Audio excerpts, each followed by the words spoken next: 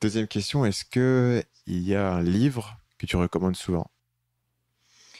Heu, écoute, non. J'ai je lis, là, ce qui va intéresser ton audience, c'est tes auditeurs, c'est, des livres de business et moi, ce que j'adore, c'est les livres, c'est les romans historiques.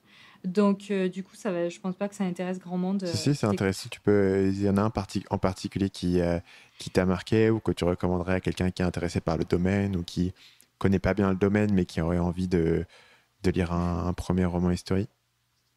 Ouais, beh, j'en parle souvent. Voilà, c'est les signes, sauvages, les signes sauvages de Jun Chang, je crois et c'est 4 générations, sous Mao. Donc on voit avant, pendant et après et en fait, pour moi, c'est très intéressant parce que ça c'est quelque chose qui montre, finalement que, quels que soient les idéaux et même si tu veux bien faire à la base, il y a toujours, l'être humain, veut toujours aller plus loin, plus loin, plus loin et finalement, quand on va trop loin, enfin, c'est comme l'histoire d'Icare, on se brûle les ailes, on retombe et il faut toujours, rester dans, peut-être les réalités, la modestie et puis surtout ne pas se faire influencer par les autres. Enfin, bon, voilà, ce qu'on peut en retenir en tant que web entrepreneur mais moi, j'adore l'époque de Mao parce que je trouve qu'elle en dit très long sur, voilà, regarde dans le passé, tu comprendras l'avenir et l'époque de Mao, on comprend énormément de choses, c'est une période sur laquelle j'aime bien me renseigner. Bon, voilà, ça a pas de rapport avec le reste. Tout a quand même un rapport. Moi, je lis assez peu de livres de business aujourd'hui.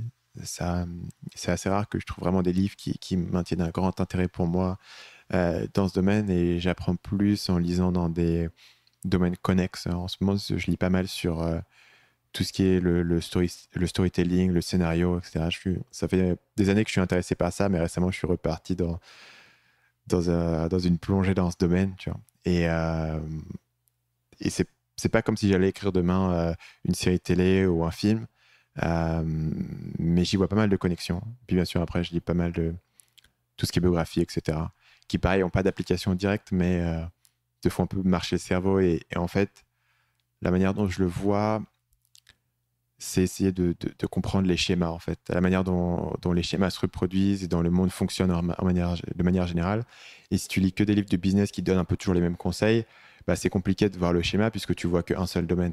Mais si tu lis aussi des livres sur le scénario, sur la psychologie, je sais pas, sur le mentalisme, sur l'histoire, des biographies, des romans, un peu n'importe quoi, tu commences à voir. J'ai lu récemment un bouquin sur l'architecture, tu vois, un truc auquel je connais absolument rien. Et un mec qui construit sa maison, voilà, il construit sa maison et t'explique les différents courants d'architecture. Je trouve ça génial, tu vois. Et je serais capable de te dire, ok, ouais, ça m'a aidé à faire une vidéo ou ça m'a aidé à faire une page verte, mais ça construit quelque chose, notamment si tu as assez de points de vue. C'est pour ça que je suis assez intéressé par ce qui intéresse les gens et ce que tu recommandes, même en dehors des livres de business.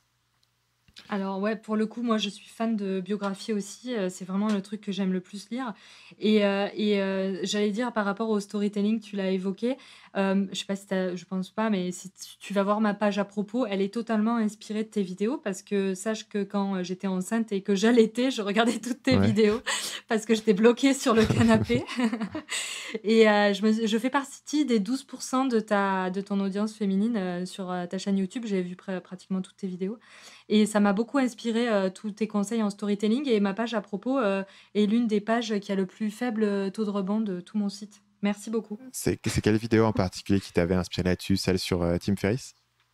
Ouais, Ouais. ouais, ouais. Ouais, bah du coup, alors pour le coup, là, c'est un lien direct entre mon intérêt sur le scénario, notamment. Je pense qu'un bouquin comme Save the Cat serait assez applicable là-dessus.